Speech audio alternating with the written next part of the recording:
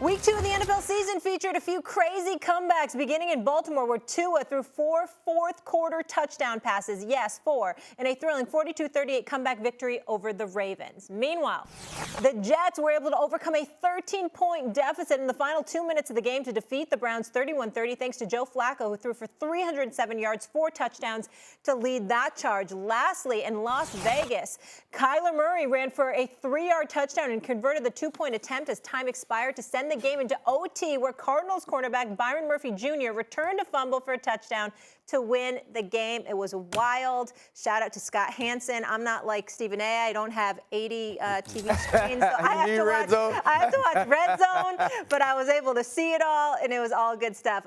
RC, what was the biggest collapse? Would you go Baltimore, Cleveland, Vegas, or somewhere else? I think it has to be Baltimore. I think the reason it's Baltimore is because they're the team we expect the most from. You're the team with the Pro Bowlers and the All-Pros in the secondary. You're the team with Calais Campbell up front. You're also the team that supposedly can run the football better than anybody in the NFL, and you can't salt away a 21-point lead. Listen, they had a 2nd and 3 at about the 40-yard line. You run the ball with Kenyon Drake, he doesn't get it. Then there's a run with Lamar Jackson that puts you a yard away. The next time on 4th and 1, he stopped. There's also a play coming up 2 plays later where Marcus Williams drops an interception. The next play is the big play to Tyreek Hill down the sideline. Then you come back the next drive and you give it up to Tyreek Hill down the other sideline in a coverage bust, and Tua Tagovailoa is able to make 2 huge plays in the red zone to score touchdowns. That's all on the Baltimore Ravens. You have a Super Bowl winning head coach. You have a former MVP at the quarterback position, and you have countless All-Pros and Pro Bowlers on your defense. You're supposed to win that game. And if you're the Baltimore Ravens and you understand that you are only playing to win the AFC North and to get a ring, this is not good enough. So to me, that was the worst collapse of the entire day. But also on the other side, the best comeback by Tua Tagovailoa and that Miami Dolphins team led by Mike McDaniels. Ryan Clark, I respectfully disagree. I think you are wrong, my brother. I could bring up the fact that they have Tyreek Hill and Jalen Waddle, and they obviously have 2 speedsters, 2 electrifying speedsters at the wideout spots that can cause a whole bunch of damage. I get what you're saying. I'm not trying to act like the comeback wasn't significant, but I'm going to look you in your face through these lenses, through these camera lenses, RC, and I'm going to say this to you. The New York Jets. We ain't talking about just anybody now.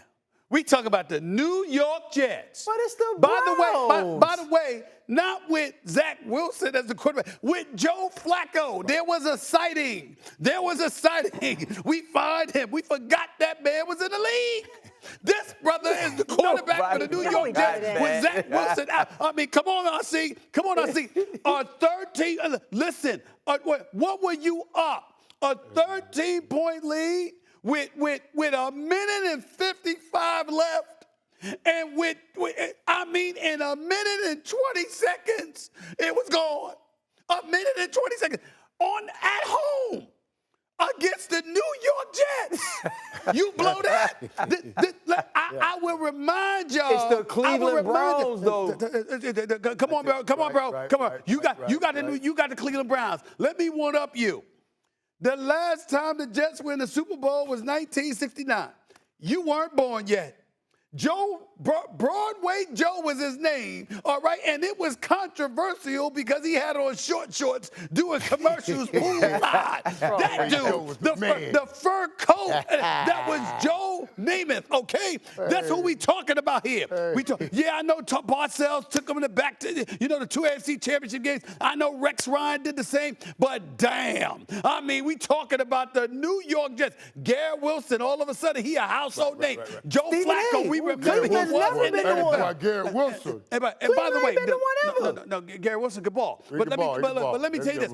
By the way, RC and Playmaker, y'all would know this. When Garrett Wilson took that touchdown pass, Corey Davis rather caught that touchdown pass.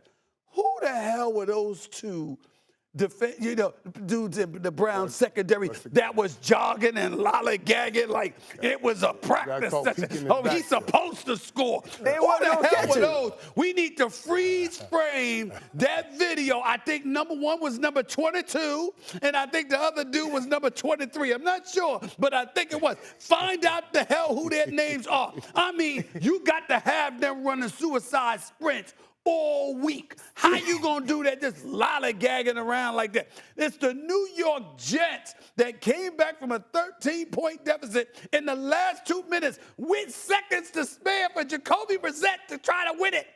I don't want to hear anything about anybody else. That was the collapse of the day. Right.